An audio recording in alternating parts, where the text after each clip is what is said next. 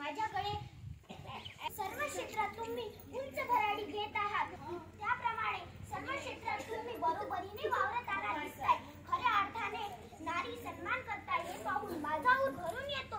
ज्या हालपेष्ट सहन करून मी मोठे अग्निदिव्य आम्ही दोघांनी पार करून मुलीच्या शिक्षणाची जी मुहूर्तमेढ उघडली, त्या शिक्षणारूपी वटवृष्ट घेताना पाहताना आम्हाला खूप आनंद होतोय.